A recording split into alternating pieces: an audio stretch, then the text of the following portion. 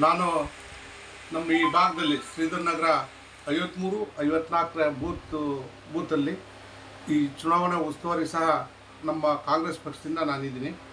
ಈ ಬೂತಲ್ಲಿ ನಾವು ಕಾಂಗ್ರೆಸ್ಗೆ ಹೆಚ್ಚಿನ ಮತಗಳನ್ನು ಕೊಡಿಸುವ ನಿಟ್ಟಿನಲ್ಲಿ ಪ್ರಯತ್ನ ಪಟ್ಟಿದ್ವಿ ಮತ್ತು ಕೊಡಿಸ್ತಾ ಇದ್ವಿ.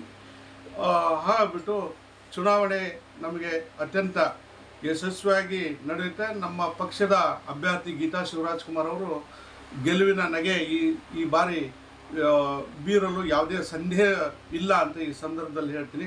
ಅದೇ ರೀತಿ ನಮ್ಮ ಕ್ಷೇತ್ರದ ಶಾಸಕರು ಆಗಿರ್ತಕ್ಕಂಥ ಬೇಳೂರು ಗೋಪಾಲಕೃಷ್ಣ ಅವರು ಸಹ ನಮಗೆ ಚುನಾವಣೆ ತಯಾರಿಯನ್ನು ನೀಟಾಗಿ ಮಾಡಿಕೊಟ್ಟು ಅವರ ಸಹಕಾರ ಮತ್ತು ಪ್ರೋತ್ಸಾಹದಿಂದ ನಾವು ಪ್ರತಿಯೊಂದು ಮನೆಗೆ ಹೋಗಿ ನಮ್ಮ ಕಾಂಗ್ರೆಸ್ ಪಕ್ಷ ಕೊಟ್ಟಿರ್ತಕ್ಕಂಥ ಗ್ಯಾರಂಟಿಗಳ ಬಗ್ಗೆ ಮನವರಿಕೆ ಮಾಡಿದ್ರಿಂದ ಮಹಿಳೆಯರು ಸಹ ಮತ್ತು ಎಲ್ಲ ಮತದಾರರು ನಮ್ಮ ಕಾಂಗ್ರೆಸ್ ಪಕ್ಷಕ್ಕೆ ಒಲವನ್ನು ನೀಡಿದ್ದಾರೆ. ಆದ್ದರಿಂದ ನಾವು ಈ ಚುನಾವಣೆಯಲ್ಲಿ ಕಾಂಗ್ರೆಸ್ ಪಕ್ಷವನ್ನು ಗೆಲ್ಲಿಸ್ತೇವೆ ಅಂತ ಈ ಸಂದರ್ಭದಲ್ಲಿ ಈ ಬಾರಿ ನಮ್ಮ ಅಭ್ಯರ್ಥಿಯಾದ ಗೀತಾ ಶಿವರಾಜ್ಕುಮಾರ್ ಅವರು ಅತಿ ಹೆಚ್ಚಿನ ಒಂದು ಬಾರಿ ಇದರಲ್ಲಿ ಜಯಗಳಿಸ್ತಾರೆ ಅಂತೇಳಿ ಈ ರೀತಿ ಈಗ ಸಾಗರ ಮತ್ತು ಹೊಸನಗರ ಮತ್ತು ಸೊರಬ ವಿಭಾಗದಲ್ಲೆಲ್ಲ ಜಾಸ್ತಿ ಲೀಡಲ್ಲಿ ಬರ್ಬೋದು ಅನ್ನೋದು ನಮ್ಮ ಅಭಿಪ್ರಾಯ ಇದೆ. ಹಾಗೂ ಅವರು ಅತಿ ಹೆಚ್ಚಿನ ಒಂದು ಲೀಡ್ನಲ್ಲಿ ಜಯಗಳಿಸ್ತಾರೆ. ಸಾಕಷ್ಟು 31 ವಾರ್ಡ್ನಲ್ಲಿ ಸಹ ಸಾಕಷ್ಟು ಜನ ಕಾಂಗ್ರೆಸ್ಸಿಗೆ ಮತ ಕೊಡೋದ್ರ ಬಗ್ಗೆ ಕಾಂಗ್ರೆಸ್ ಪಕ್ಷವನ್ನು ಬೆಂಬಲಿಸ್ತಾ ಇದ್ದಾರೆ.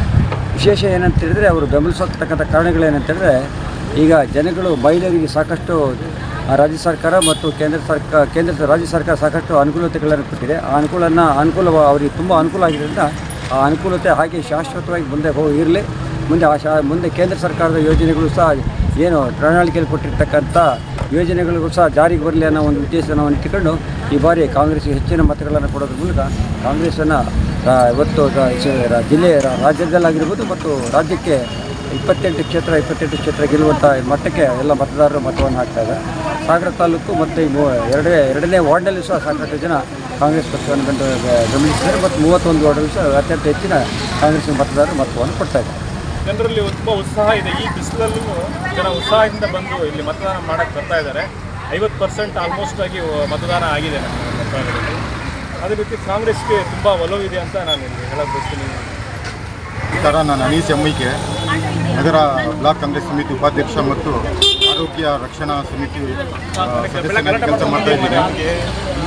ಇಲ್ಲಿ ನಮ್ಮ ಬೂತಲ್ಲಿ ಒಳ್ಳೆ ರೀತಿಯಾಗಿ ಮತದಾನ ನಡೀತಾ ಇದೆ.